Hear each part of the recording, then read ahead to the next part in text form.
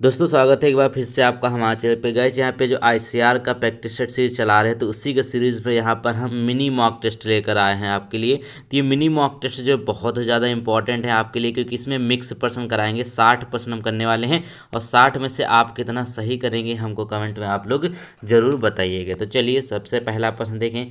तो कहते हैं कि जो वोविडी ओविस है यह किसका वैज्ञानिक नाम है। तो याद रखेंगे ये भेड़ जो है, भेड़ को बोविडी ओविस के नाम से जानते हैं। तो बहुत ही अच्छा ये प्रश्न है, तो भेड़ इसका राइट आंसर होगा। क्वेश्चन नंबर अगला देखेंगे। तो इसमें कहा गया है कि चश्मे बनाने के लिए किस कांच का उपयोग किया जाता है। बेसिकली जो गॉगल्स होते हैं, जो स्पेक्टेट होते हैं, उसमें क्या है, जो चश्मे है ना, उसको बनाने के लिए जो कांच का प्रयोग किया जाता है उसका राइट आंसर होगा यहाँ पर क्रूक कांच। कौन सा कांच होता है? क्रूक कांच का यूज किया जाता है चश्मे बनाने के लिए। क्वेश्चन नंबर अगला देखेंगे। इसमें कहते हैं कि निम्न में से किसे हरा सोना कहा जाता है। देखिए कितना बेहतरीन प्रश्न है। तो किसको हरा सोना के नाम से जानते हैं, यानी कि जो ग्रीन गोल्ड कहा जाता है वो कौन सा हो जाएगा। तो 3 का जो राइट आंसर है आपके लिए वो होगा यहाँ पे चाय, यानी कि जो आपकी टी है, जो चाय है, यह ग्रीन गोल्ड के नाम से भी जानी जाती है। बहुत ही अच्छा प्रश्न है।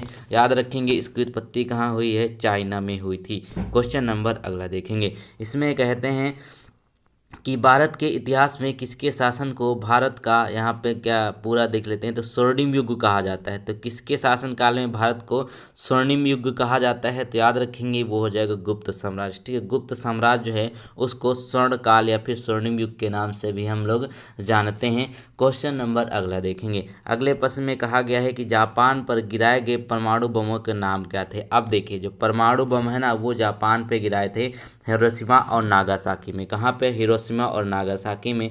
तो अब इन प्रश्नों क्या इसका बेसिकली यहाँ पे कहते हैं कि इसके बमों के नाम क्या थे। तो देखेंगे इसका जो पहला एक बम था जिसका नाम था लिटिल बॉय और दूसरे का नाम था फैट मैन। ठीक है, याद रखेंगे इंपॉर्टेंट है, प्रश्न पूछा जाता है। तो लिटिल बॉय और फैट मैन के नाम से ये जो बम थे ये दोनों गिराए गए थे जापान के 2 शहर हिरोशिमा और नागासाकी में। क्वेश्चन नंबर 6 देखेंगे। तो कहते हैं कि प्लूटो की खोज किसने करी थी। अब जो एक पहले ग्रह के रूप में जाना जाता था प्लूटो, तो याद रखेंगे जो ये कब बाहर निकाला गया था। आप लोग इसका आंसर हमको कमेंट में जरूर बताइएगी कि प्लूटो को सौरमंडल से बाहर कब निकाल दिया था, ग्रह की श्रेणी में नहीं रखा गया था। तो इसकी खोज जो करी थी ना वो करी थी यहाँ पे किसने? क्लाइड टॉम्बो ने। किसने करी थी? क्लाइड टॉम्बो के द्वारा इसकी खोज करी गई थी। क्वेश्चन नंबर अगला देखेंगे। अब अगले प्रश्न में देखिएगा दोस्तों, अगर आप कंपटीशन एग्जाम की तैयारी करते हैं तो आपके लिए सबसे ज़रूरी होता है मॉक टेस्ट। मॉक टेस्ट देने से क्या होता है, आपको पता चलता है कि आपका कौन सा सेक्शन वीक है और उसके साथ साथ यहाँ पर टाइम मैनेजमेंट भी होता है। तो यहाँ पे देखेंगे टेक्स्ट बुक का अगर आप पास लेते हैं तो इसमें आपको 32,000 प्लस मॉक टेस्ट मिल जाएंगे 450 एग्जाम के लिए। ऑल इंडिया लेवल पर जितने भी एग्जाम कंडक्ट होते हैं सभी का पास आपको यहाँ पर मिल जाएगा। साथ में 10 लैंग्वेज में आपको यहाँ पे टेस्ट प्रोवाइड किए जाते हैं और इसमें इतने बच्चे अभी ऑलरेडी एक्टिव हैं 13.4 लाख। ठीक है, तो यहाँ पर इसका एग्जाम पास ले सकते हैं। तो बेसिकली अगर आप आईसीआर एग्जाम की बात कर लेते हैं तो देखिए इसमें नंबर ऑफ स्टूडेंट जो अभी इतने इनरोल हो चुके हैं और इसमें टोटल 91 आपको टेस्ट मिलेंगे, जिसमें आप देखेंगे कि इससे क्या होगी, आपकी तैयारी बहुत ही ज़्यादा बढ़िया हो जाएगी। तो आईसीआर एग्जाम का अभी देखिए अब यहाँ पे क्या करेंगे, विकास अगर आप कोड यूज करेंगे, ठीक है, विकास कोड यूज करेंगे तो आपको 15% का डिस्काउंट भी मिलने वाला है। तो आपके लिए गोल्डन टिकट वापस आ चुका है, जिसमें आप देखेंगे कि आपको एक्स्ट्रा 6 महीने की वैलिडिटी मिलने वाली है 399 रुपये का अगर आप खरीदते हैं, जिसमें आप कूपन कोड लगाएंगे विकास तो आपको मिल जाएगा 59 रुपये का यहाँ पे ऑफ। ठीक है, तो इस तरीके से आप इसको ले लीजिए और 18 महीने तक की वैलिडिटी आपको मिल जाएगी।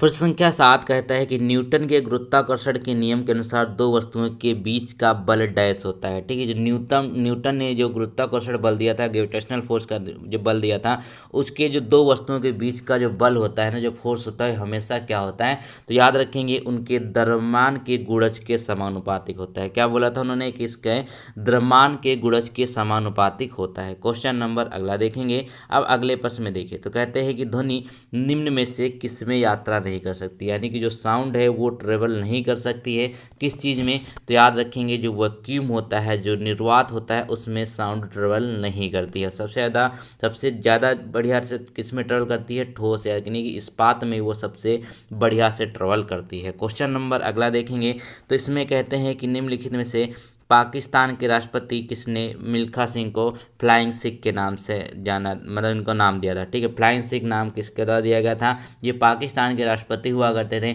जिनका नाम था अयूब खान, ठीक है। अयूब खान ने क्या कहा था कि इनको फ्लाइंग सिख कहा था मिल्खा सिंह को, याद रखेंगे, मिल्खा सिंह को फ्लाइंग सिख के नाम से भी जाना जाता है। क्वेश्चन नंबर अगला कहता है 10 में कि कौन वर्ष 1925 में भारतीय राष्ट्रीय कांग्रेस की दूसरी महिला अध्यक्ष बनी, जो कि भारतीय पहला महिला अध्यक्ष थी, ठीक है। यानी कि जो भारत की पहली थी और जो राष्ट्रीय कांग्रेस की थी वो दूसरी थी, क्योंकि 1917 में एनी बेसेंट ने एक अध्यक्षता करी थी, तो वो पहली महिला हो जाएंगी कुल मिला के। और पहली भारतीय महिला जो थी उन्होंने 1925 में किया था, जिनका नाम है सरोजनी नायडू। कौन थी? सरोजनी नायडू इसका राइट आंसर होगा, इन्होंने अध्यक्षता करी थी। क्वेश्चन नंबर अगला देखिए कितना बेहतरीन है। तो कहते हैं कि महाराष्ट्र में स्थित अजंता में चट्टानों को काटकर बनाए गए गुफा स्मारक किस धर्म से संबंधित हैं?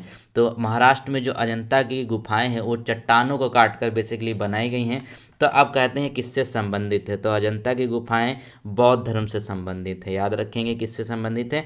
बौद्ध धर्म से संबंधित है अजंता की गुफाएं।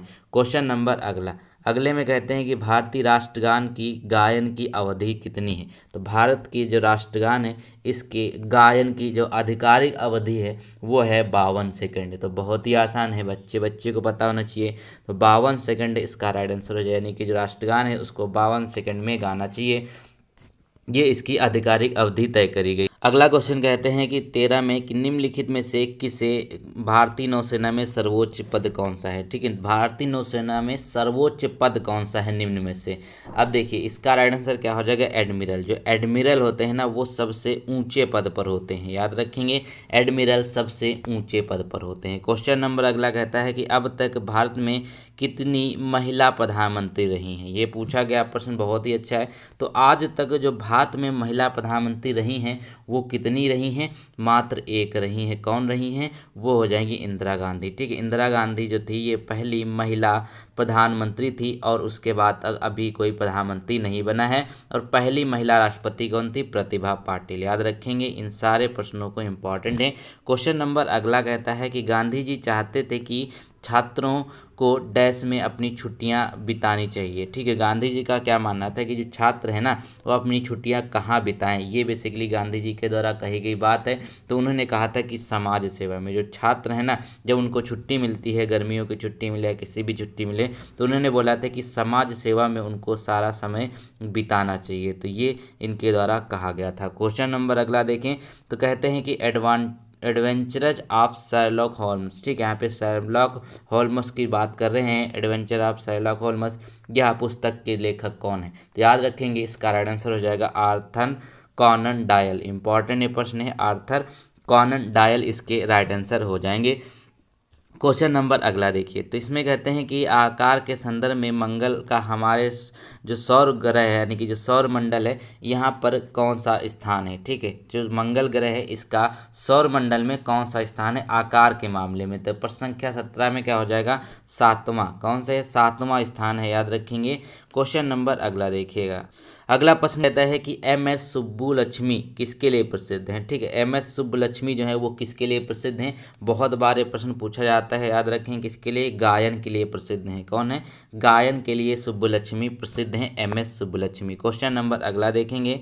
प्रश्न संख्या अगला देखिए, तो कहते हैं कि भारत में सबसे ज़्यादा सरसों का तेल का उत्पादन करने वाला राज्य कौन सा? अब सरसों तेल यानी जो खाद्यान्न तेल की बात करें तो सबसे ज़्यादा उत्पादन कौन करता है? इसका राजस्थान। किसके द्वारा किया जाता है? राजस्थान के द्वारा सबसे ज़्यादा सरसों के तेल का उत्पादन यहाँ पर किया जाता है। क्वेश्चन नंबर अगला देखेंगे। अब देखिए कृषि से रिलेटेड प्रश्न तो आपके लिए ICR के लिए बहुत इंपॉर्टेंट, क्योंकि उसी चीज़ में आप जॉब करने जा रहे हैं। तो निम्नलिखित में से कौन सा पौधों के लिए एक माइक्रोन्यूट्रिएंट्स नहीं है? अब माइक्रोन्यूट्रिएंट्स इसमें से कौन सा नहीं है? तो देखिएगा, एक तो आपका नाइट्रोजन, फास्फोरस और पोटेशियम, ये क्या है? ये आपके माइक्रोन्यूट्रिएंट्स के रूप में आते हैं, बहुत ही इंपॉर्टेंट होते हैं पौधे की जो है ग्रोथ के लिए। लेकिन क्लोरीन है ना, ये इसका राइट आंसर नहीं होगा। क्लोरीन जो है ये इसका माइक्रोन्यूट्रिएंट्स नहीं होता है। क्वेश्चन नंबर अगला देखेंगे, तो कहते हैं कि निम्नलिखित में से कौन सा साधन विद्युत ऊर्जा को यांत्रिक ऊर्जा में परिवर्तित करता है? ठीक है, विद्युत ऊर्जा को यांत्रिक ऊर्जा में कन्वर्ट करता है, कौन सी मशीन या फिर कौन सी युक्ति होती है? तो इसका राइट आंसर क्या हो जाएगा? वो होगा विद्युत विद्युत मोटर, ठीक है। विद्युत मोटर जो है उसके द्वारा विद्युत ऊर्जा को यांत्रिक ऊर्जा में कन्वर्ट किया जाता है। क्वेश्चन नंबर अगला कहता है कि नागार्जुन सागर प्रोजेक्ट किस नदी पर स्थित है। जो नागार्जुन सागर परियोजना है ये बहुत इंपॉर्टेंट, कई बार पूछी जा चुकी एग्जाम्स वगैरह में, तो हो जाएगी कृष्णा नदी पे। कहाँ पे है? नागार्जुन सागर प्रोजेक्ट जो है वो कृष्णा नदी पर स्थित है। क्वेश्चन नंबर अगला देखेंगे, इसमें कहते हैं कि निम्नलिखित में से किसे आमतौर पर संघीय कानूनों में करों से छूट प्राप्त होती है। ठीक है, यहाँ पे बताया कि संघीय कानूनों में करों से छूट प्राप्त होती है, यानी कि जो कर से मुक्त होते हैं इनमें से कौन से हो जाएंगे। तो 23 में अगर आप देखेंगे तो इसका क्या होगा, विशेष आर्थिक क्षेत्र में जो लोग रहते हैं वो कर से मुक्त होते हैं, विशेष आर्थिक क्षेत्र में।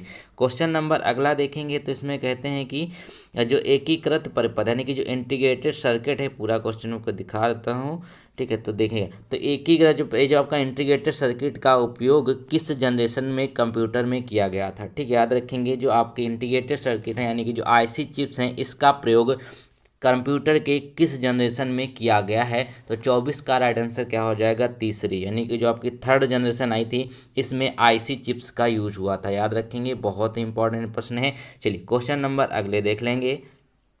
अगला क्वेश्चन कहता है कि पृथ्वी की आयु का अंदाजा कैसे लगाया जा सकता है। जो पृथ्वी की आयु है इसका अंदाजा हम कैसे लगाते हैं, तो याद रखेंगे क्या हो जाएगा, यूरेनियम डेटिंग के द्वारा। किसके द्वारा?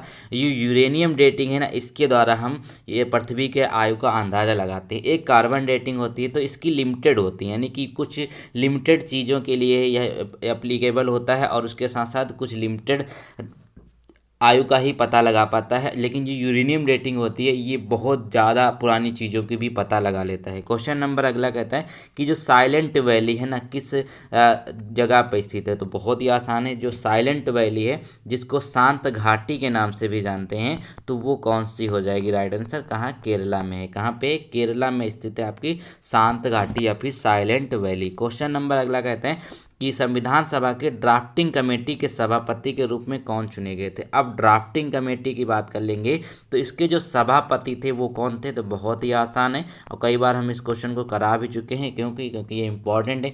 तो इसका राइट आंसर हो जाएगा B.R. अम्बेडकर। कौन हो जाएंगे? जो B.R. अम्बेडकर थे वो ड्राफ्टिंग कमेटी के सभापति थे। क्वेश्चन नंबर अगला देखेंगे तो उतना बढ़िया है, कहते हैं गाल ब्लेडर स्टोर का जमाव है। ठीक है, गाल ब्लेडर स्टोर डैश का जमाव है। जो गाल ब्लेडर स्टोर होता है जो बेसिकली यहाँ पे स्टोन है ना, क्या होगा इसका राइट आंसर, वो 28 में हो जाएगा 4। जो कोलेस्ट्रॉल का यहाँ पर जमाव हो जाता है, कोलेस्ट्रॉल की, देखिए जब कोलेस्ट्रॉल ज़्यादा हाई हो जाते हैं तो क्या होता है, जैसे वेन्स होती है ना वो ब्लॉक हो जाती है, यानी उनके ब्लॉकेज की समस्या आ जाती है। इसी वजह से क्या होता है, आपका हार्ट अटैक हो जाता है जब कोलेस्ट्रॉल की मात्रा बहुत ज़्यादा बढ़ जाती है। तो कहते हैं ना कि गॉल ब्लैडर स्टोर का कोलेस्ट्रॉल का जमा होता है, बेसिकली कोलेस्ट्रॉल जो है हमारे वेन्स में जाके जम जाता है। क्वेश्चन नंबर अगला देखें तो कहते हैं कि भारत में जो आपकी सांस्कृतिक परिचित्र कौन तैयार करता है। ठीक है, जो आपकी सांस्कृतिक परिचित्र है यह किसके द्वारा तैयार किया जाता है। बेसिकली यहाँ पे देखें तो ये आपका हो जाएगा सर्वे ऑफ इंडिया के द्वारा। किसके द्वारा? सर्वे ऑफ इंडिया के द्वारा इसको तैयार किया जाता है। क्वेश्चन नंबर अगला कहता है कि निम्नलिखित में से भारत में किस राज्य में कॉफ़ी का उत्पादन सबसे ज़्यादा है। अब कॉफ़ी का उत्पादन सबसे ज़्यादा होता है तो सभी को पता है कॉफ़ी का सबसे ज़्यादा उत्पादन कौन करता है पूरे विश्व में, वो करता है ब्राज़ील। ब्राज़ील कौन सा है? वो है आपका दक्षिण अमेरिका में। दक्षिण अमेरिका ही वही ब्राज़ील है जहाँ पे अमेज़न नदी पाई जाती है। अमेज़न नदी क्या है? जो विश्व की सबसे चौड़ी नदी या सबसे बड़ी नदी के नाम से जानी जाती है। सबसे लंबी नदी जो है वो नील नदी है, लेकिन सबसे चौड़ी नदी अमेज़न नदी के नाम से जानी जाती है। तो इसका राइट आंसर क्या होगा फिलहाल, वो कर्नाटक होगा, यानी कि भारत में जो सबसे ज़्यादा कॉफ़ी का उत्पादन होता है वो कर्नाटक में होता है। चलिए क्वेश्चन नंबर यहाँ पर अगला देख लेते हैं। अगला क्वेश्चन देखिए तो कहते हैं जो आपका ग्रीन हाउस इफेक्ट है, बेसिकली हरित गृह प्रभाव के लिए निम्न में से किसका योगदान सबसे अधिक है। अब यहाँ पे देखिए सबसे ज़्यादा योगदान किसका है, वो होगा कार्बन डाइऑक्साइड। अब कार्बन डाइऑक्साइड जो है ये बेसिकली क्या है, ये ड्राई आइस के नाम से भी जानी जाती है और याद रखेंगे ये बहुत ही हानिकारक होता है, इसीलिए ग्रीन हाउस इफेक्ट के लिए बहुत ज़्यादा यहाँ पर ये क्या है जो है जिम्मेदार होती है। क्वेश्चन नंबर अगला देखेंगे तो ये प्रश्न देखिए कहता है कि शरीर का जो भार है ना, शरीर का भार, ठीक है, तो वो क्या है, वेट ऑफ बॉडी जो है वो क्या होता है। बेसिकली यहाँ पे देखिए तो इसका राइट आंसर क्या होगा, ध्रुवों पर अधिकतम होता है। क्या होता है, जो ध्रुव है ना वहाँ पे सबसे ज़्यादा होता है हमारे शरीर का भाग। चलिए तो दोस्तों अगला जो क्वेश्चन पूछा गया कि उत्तर प्रदेश राज्य के दिए गए विकल्पों में से किस अनुसूचित जाति की संख्या सर्वाधिक है। ध्यान देखिए कौन सी जो आपकी जनजाति है, बेसिकली जो एसटी है ना, वो सबसे ज़्यादा कौन सी पाई जाती है, थारू जो जनजाति होती है सबसे ज़्यादा ये उत्तर प्रदेश में पाई जाती है। बेसिकली जो तराई क्षेत्र है, नेपाल से सटा हुआ जो क्षेत्र है, वहाँ पर सबसे ज़्यादा थारू जनजाति पाई जाती है पूरे उत्तर प्रदेश में। अब क्वेश्चन नंबर अगला कहता है कि उत्तर प्रदेश राज्य में खरीफ की बुआई किस माह होती है। जो खरीफ की फसल होती है, रबी की फसल होगी और खरीफ की फसल होगी, जायद की फसल, 3 फसलें होती हैं। तो इसका राइट आंसर क्या होगा, जून से जुलाई के बीच में क्या होता है, जून से जुलाई के बीच में क्या करी जाती है, खरीफ की फसलों की यहाँ पर बुआई करी जाती है। क्वेश्चन नंबर अगला कहता है कि लाइकेन एक परस्पर जीवी संयोजन शैवाल और निम्न में से किसके एक बीच में है जो है, ठीक है। जो लाइकेन है ना, एक जीवी संयोजन शैवाल और निम्न में से किसके बीच में होता है, तो ये हो जाएगा फंगस। याद रखेंगे फंगस जो है इसका राइट आंसर हो जाएगा बेसिकली। तो इसका राइट आंसर हो गया कवक कह सकते हैं या फिर इसको फंगस कह सकते हैं। तो चलिए अगला क्वेश्चन देखें। अगला क्वेश्चन बहुत ही इंपॉर्टेंट है। कहते हैं कि निम्नलिखित में से फूल की कली में किस मसाले को प्राप्त किया जाता है। अब फूल की कली से किस मसाले को प्राप्त करते हैं, तो वो हो जाएगा लौंग। अब लौंग आपने देखी होगी क्या है, ये बिल्कुल देखिए फूल की कली के ही जैसा होता है, इसीलिए यहाँ पे इससे इसको प्राप्त किया जाता है। तो ये इसका राइट आंसर हो जाएगा। क्वेश्चन नंबर अगला कहता है कि पहाड़ पर चढ़ते हुए आदमी आगे की ओर क्यों झुकता है। तो उसके झुकने का कारण क्या है। अब पहाड़ पर आदमी चढ़ रहा है, उसके झुकने का बेसिकली जो कारण है वो क्या होगा, तो याद रखेंगे वो क्या होता है, स्थिरता बढ़ाने के लिए, यानी कि जो आपकी स्टेबिलिटी है उसको बढ़ाने के लिए आगे की ओर इंसान मूव करता है जब पहाड़ पे यहाँ पर वो जो चढ़ता है। क्वेश्चन नंबर अगला है कि वातावरण में वह परत जो रेडियो तरंग पर परावर्तित करती है, यानी कि एक ऐसी लेयर है जो क्या करती है, रेडियो तरंगों के लिए इस बहुत ही ज़्यादा मतलब क्या कहते हैं कि बहुत ही अच्छी है। तो रेडियो तरंगों का परावर्तन करती है, तो वो क्या हो जाएगी, वो आपकी हो जाएगी आयनोस्फीयर। दोस्तों अगला क्वेश्चन देखिए, तो कहते हैं कि जो आंतरिक क्रोड है ना, पृथ्वी का सबसे भीतरी भाग किस धातु का बना है। जो पृथ्वी का सबसे अंदरूनी भाग है ना, ये किस धातु का बना है, वो हो जाएगा निकेल और लोहा का। किसका, जो आपका निकेल है और यहाँ पे जो लोहा है, इसकी मदद से यहाँ पे इसको बना हुआ है ये पूरी पृथ्वी का जो आंतरिक भाग है। क्वेश्चन नंबर अगला कहता है कि भारतीय संविधान का कौन सा संशोधन सिक्किम में भारत में विलय से संबंधित है। अब देखिए यहाँ पे बहुत इंपॉर्टेंट है कि बोलता है कि सिक्किम जो है ना, किस संविधान संशोधन के तहत भारत का एक राज्य बना था। ये सिंपली प्रश्न है, तो इसका राइट आंसर क्या हो जाएगा, 35वां। ठीक है, जो 35वां संविधान संशोधन हुआ था उसके तहत सिक्किम को एक भारत का राज्य माना गया था।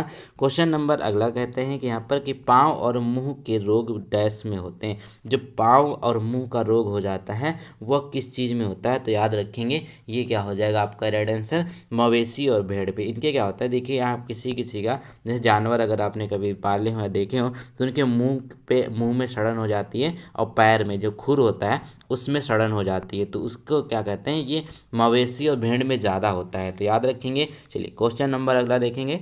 अगला क्वेश्चन कहता है कि जो आपका टेबल सॉल्ट होता है, बेसिकली यहाँ पे जो आपका सोडियम क्लोराइड है ना, वो जो समान नमक है, बेसिकली ये किस तरीके से प्राप्त किया जाता है, कौन सी पद्धति यूज की जाती है इसको प्राप्त करने के लिए, तो याद रखेंगे ये वाष्पीकरण होता है। वाष्पीकरण सिंपल सी बात है, ये एक पानी यहाँ पे एक स्टोर कर लेते हैं एक तालाब टाइप में इस तरीके से और उसको छोड़ दिया जाता है। अब छोड़ दिया जाता है तो क्या होता है, जो पूरा वाटर है वो वाष्पित हो जाता है, वाटर वाष्पित हो जाता है और जो नमक है वो नीचे सतह पर बैठ जाता है और उसको एकत्र करके फैक्ट्री में भेज दिया जाता है। वहाँ से इसको प्यूरीफाई वगैरह करके वापस यहाँ पर क्या है आप लोगों के पास आता है ये टेबल सॉल्ट। इस तरीके से इसकी प्रोसेस होती है। क्वेश्चन नंबर अगला कहता है कि वॉशिंग सोडा है क्या। बेसिकली जो वॉशिंग सोडा है ना वो क्या हो जाएगा, तो 43 का राइट आंसर आपके लिए क्या है, वो हो जाएगा हाइड्रेटेड सोडियम कार्बोनेट। क्या होता है, सोडियम कार्बोनेट जो है एक वॉशिंग सोडा होता है। क्वेश्चन नंबर अगला देखेंगे। तो गाइस अगला क्वेश्चन देख लेते हैं। तो कहते हैं कि उत्तर प्रदेश राज्य में प्रथम जैव प्रौद्योगिकी पार्क किस शहर में स्थापित किया गया है। ठीक है, प्रथम जैव प्रौद्योगिकी पार्क जो है वो किस शहर में स्थापित है, तो इसका राइट आंसर क्या हो जाएगा, लखनऊ में। कहाँ पर है, लखनऊ में है प्रथम जैव प्रौद्योगिकी पार्क। क्वेश्चन नंबर अगला देखिए। तो कहते हैं कि पाक गैस डैश का मिश्रण है। जो पाक गैस है ना वो किस चीज़ का यहाँ पर आपका मिश्रण होता है, तो याद रखेंगे 45 का राइट आंसर क्या होगा, ब्यूटेन और प्रोपेन। यानी कि जो आपका एलपीजी की ही बात हो रही है, यहाँ पे थोड़ा सा गलत लिखा हुआ है। तो एलपीजी जो है वो किस चीज़ का मिश्रण होता है, वो ब्यूटेन मीथेन और प्रोपेन का होता है, याद रखेंगे। और इसमें इथाइल मरपेप्टिन मिलाया जाता है। क्यों? क्योंकि इसकी जो गंध आती है ना एक अजीब सी, वह इसके कारण आती है। वह इसलिए मिलाया जाता है ताकि अगर लीक हो रही हो तो लोगों को पता चल जाए उसको, इसीलिए ताकि मतलब पता चल जाए और कोई बड़ी दुर्घटना ना हो। क्वेश्चन नंबर अगला देखें तो कहते हैं कि भारत को कितने पिन विभागों में बांटा गया है। जो पिन है ना, जो आपके पिन होते हैं, जैसे आपका तहसील का पिन होता है, जैसे 26, 14 इस तरीके से ना, तो ये कितने पिन विभागों में बांटा गया है? तो 46 का राइट आंसर क्या हो जाएगा? 8। टोटल 8 विभागों में बांटा गया है पूरे भारत को। क्वेश्चन नंबर अगला देखेंगे तो कहते हैं कि जो आपका कोथगुडेम थर्मल पावर प्रोजेक्ट है वो कहाँ पर स्थित है? काठगोदाम थर्मल पावर प्रोजेक्ट कहाँ पर स्थित है? तो याद रखेंगे ये आपका हो जाएगा तेलंगाना। तेलंगाना में ये स्थित है। चलिए क्वेश्चन नंबर अगला देखेंगे। अगला क्वेश्चन यहाँ पे कहता है कि जो हीमोग्लोबिन है ये बेसिकली है क्या? तो हीमोग्लोबिन क्या चीज़ है? तो 48 में देखेंगे तो इसका राइट आंसर क्या हो जाएगा? रक्त के पदार्थ का रंग। ठीक है, हीमोग्लोबिन क्या है? रक्त के पदार्थ का एक रंग होता है, याद रखेंगे। चलिए क्वेश्चन नंबर अगला देखेंगे। इसमें कहते हैं कि जो कड़ी ठंड में झील पृष्ठ हिम शीतित होता है परंतु तल में द्रव होता है, इसका कारण क्या? चलिए मैं इसको थोड़ा समझाता हूँ। यानी कहते हैं कि जो ठंड हो जाए, बहुत ज़्यादा तापमान गिर जाता है तो ऊपर का बर्फ जम जाता है, लेकिन ये नीचे का जो पानी है वो ऐसा ही रहता है और ऊपर से हमको लगता है कि झील या फिर तालाब ये आप पूरी तरीके से जम गए हैं। तो इसका रीजन क्या होता है? तो देखिएगा 49 का राइट आंसर होगा यहाँ पर आपका कि 4 डिग्री सेल्सियस पर जल का घनत्व जो है वो महत्तम होता है। ये इसका एक रीजन होता है जिसकी वजह से क्या होता है कि इसके पृथ्वी की ऊपर का जो आपके जो झील के ऊपर की सतह जम जाती है, नीचे के यहाँ पर वो नहीं जमती है। क्वेश्चन नंबर अगला देखेंगे तो कहते हैं कि international union for conservation and nature and natural resource द्वारा प्रकाशित रेड डेटा बुक्स में क्या चीज़ें हैं? ठीक है, जो बेसिकली यहाँ पे क्वेश्चन कहता है कि जो आपका रेड डेटा बुक्स है ना, ये किस चीज़ के लिए है? तो जो आपकी रेड डेटा बुक होती है उसमें क्या होता है, खतरे में पौधे और प्राणी की जाति ही उसमें रखी जाती है। जितने भी खतरे में पौधे और प्राणी होते हैं उनको इसमें रजिस्टर किया जाता है और उनकी सुरक्षा या फिर जिनकी संरक्षा के लिए अधिक प्रयास किए जाते हैं ताकि उनको ज़्यादा से ज़्यादा बचाया जा सके। क्वेश्चन नंबर अगला देखेंगे तो कहते हैं कि 1942 में भारत छोड़ो आंदोलन के विषय में निम्न में से कौन सा अवलोकन गलत है? अब 1942 में जो भारत छोड़ो आंदोलन था ना, इसके विषय में एक यहाँ पे पॉइंट आपका गलत है, तो वो देख लेंगे। तो कहते हैं कि इसकी अगुवाई महात्मा गांधी ने की थी, बिल्कुल है। यह एक स्वैच्छिक आंदोलन था, बिल्कुल।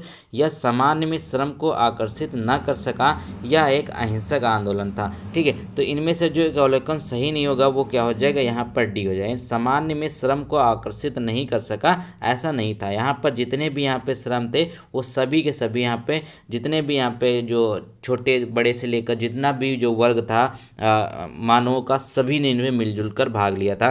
क्वेश्चन नंबर अगला देखें तो कहते हैं कि बजट 2017-18 में किस विभाग द्वारा अलग से प्रस्तुत बजट को केंद्रीय वित्त का ही भाग बनाकर पेश किया गया था? तो ये इसका राइट आंसर क्या हो जाएगा? 52 का। बहुत ही आसान है, ये हो जाएगा रेल बजट। पहले क्या होता था, ये रेल बजट पहले अलग अलग पेश हुआ करता था, लेकिन 2017-18 का जो बजट पेश किया गया इसमें इसको सम्मिलित कर लिया, यानी रेल बजट को आपस में ही शामिल कर दिया। एक ही बजट में सारे चीज़ें यहाँ पर बाद में दी जाने लगी। क्वेश्चन नंबर अगला देखेंगे तो कहते हैं कि जो बांदीपुर नेशनल पार्क है वो कहाँ पर स्थित है? ठीक है, जो बांदीपुर नेशनल पार्क है वह कहाँ पर स्थित है? तो इसका राइट आंसर क्या हो जाएगा? जल्दी से अगले ऑप्शन देख लेते हैं। तो इसका राइट आंसर क्या हो जाएगा? कर्नाटक हो जाएगा। ठीक है, जो बांदीपुर नेशनल पार्क है वो कर्नाटक में स्थित है। ठीक है, बांदीपुर जो है वो कर्नाटक में स्थित है। क्वेश्चन नंबर अगला देखेंगे तो इसमें कहते हैं कि भारतीय संविधान में निम्न में से कौन सा एक मूल कर्तव्य नहीं है? अब भारत के संविधान में मूल कर्तव्य हैं, कितने हैं? 11 मूल कर्तव्य हैं। स्वर्ण सिंह समिति की सिफारिश पर इनको शामिल किया गया था 1976 के 42वें संविधान संशोधन में। ठीक है, ये सारी इंपॉर्टेंट चीज़ें हमने बता दी।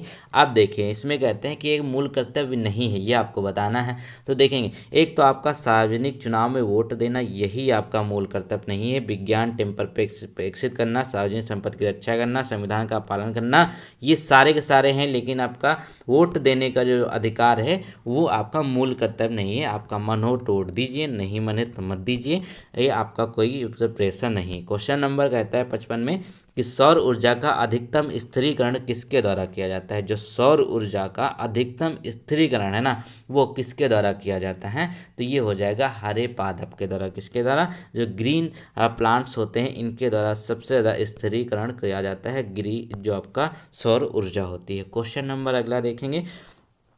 तो इसमें कहा गया कि बैंगन के आनुवांशिक तकनीक से विकसित रूप से ब्रीटी ब्रिंजाल के नाम से जाना जाता है, उसका उद्देश्य क्या है। ठीक है, तो बैंगन का जो आनुवांशिक तकनीक से एक विकसित की गई प्रजाति जिसको बीटी ब्रिंजाल के नाम से जानी जाती है, तो बेसिकली अब इस प्रजाति को तो विकसित कर लिया गया, लेकिन इसके पीछे इसका उद्देश्य क्या था, तो देखेंगे इसका जो उद्देश्य था उसको नाशक जीव प्रतिरोधी बनाने के लिए, यानी कि जिसमें कीड़े वगैरह लग जाते हैं, ठीक है, इनको उससे सुरक्षा दिलाने के लिए इसको बनाया गया, इसको थोड़ा सा मॉडिफाई किया गया। तो याद रखेंगे, बढ़िया प्रश्न था। क्वेश्चन नंबर अगला कहता है कि पृथ्वी पर जीव की उत्पत्ति के लिए निम्न में से कौन से पदार्थ का सेट प्राथमिक रूप से जिम्मेदार है। अब देखिए, पृथ्वी के ऊपर अगर जीवन है ना तो उसकी उत्पत्ति हुई है। अब उसकी उत्पत्ति के लिए चीज़ जिम्मेदार कौन कौन सी चीज़ें हैं, तो इसके लिए देखिए, एक तो आपका कार्बन, दूसरा आपका हाइड्रोजन और तीसरा आपका नाइट्रोजन। ये तीन जो चीज़ें हैं ना, ये बहुत ही इंपॉर्टेंट है, क्योंकि कार्बन हर एक चीज़ में बना है, जितने लिविंग ऑर्गेनिज्म हैं उसमें सब में कार्बन होना आवश्यक है। तो इसका राइट आंसर क्या हो जाएगा, आपका 2 हो जाएगा। क्वेश्चन नंबर अगर देखिए 58 में कहते हैं कि इनमें से उष्णकटिबंधीय हरित वन कौन सा क्षेत्र है। अब उष्णकटिबंधीय हरित वन क्षेत्र इनमें से कौन सा होगा, तो 58 का राइट आंसर क्या होगा, वो हो जाएगा पश्चिमी घाटी। ठीक है, क्या होगा, जो पश्चिमी घाटी है वो इसका यहाँ पे राइट आंसर हो जाएगा। क्वेश्चन नंबर अगला कहता है कि सिंधु घाटी के लोग जो है वो डैश से परिचित नहीं थे। अब परिचित किस चीज़ से नहीं थे, ये ऑप्शन देख के ही पता चलेगा, तो चलिए देख लेते हैं।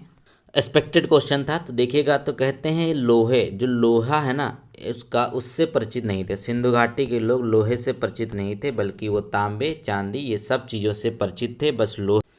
तो गाइस देखिए, यहाँ पे ये प्रश्न थोड़ा सा अलग टाइप हो गया है, तो कोई बात नहीं। तो गाइस हमने 59 क्वेश्चन इसमें किए हैं। 59 में से आपने कितना स्कोर किया हमको कमेंट में जल्दी से बताइए।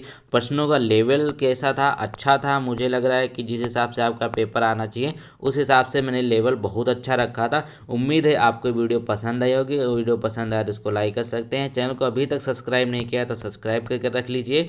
Thank you so much.